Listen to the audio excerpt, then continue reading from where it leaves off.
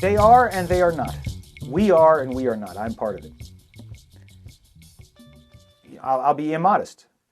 You read my book, 300 plus pages. I think you get a very nuanced, very dispassionate view, not uncritical, not apologetic, perspective of an outsider sitting, talking with Muslims, reconstructing their stories, trying to make some sense of this, fascinating history we see unfolding in front of us.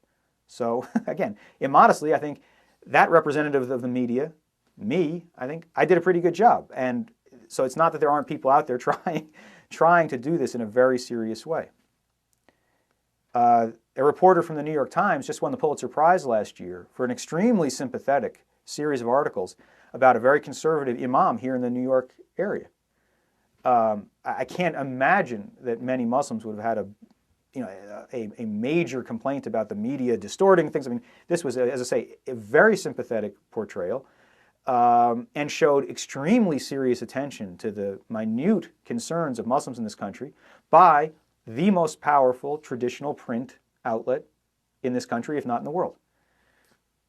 Just a few days ago, the New York Post had on its front page a teddy bear with a reference to this crazy situation in the Sudan, talking about, and I think its headline included the term Islamo nuts, and it was about wanting to chop off the head of a teacher who had allowed her class of 7-year-olds to name a teddy bear Muhammad.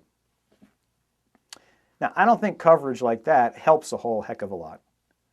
If you read the article that went along with the provocative image, and you saw that actually this isn't about Muslims in this country, but unfortunately people tend to blend and confuse things and think about Muslims generally, don't understand that Muslims here are very different from Muslims in the Sudan who might be all concerned about the names that teddy bears are given.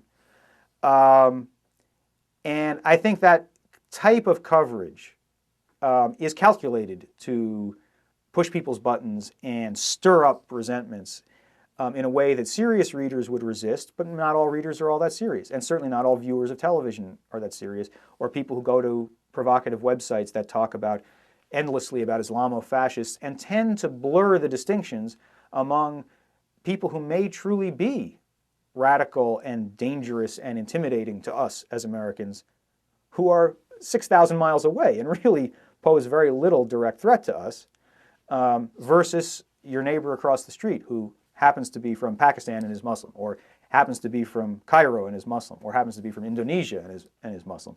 So the media gets it right sometimes. We're getting it right more often, and we blow it all the time at the same time. Welcome to the extremely imperfect American media.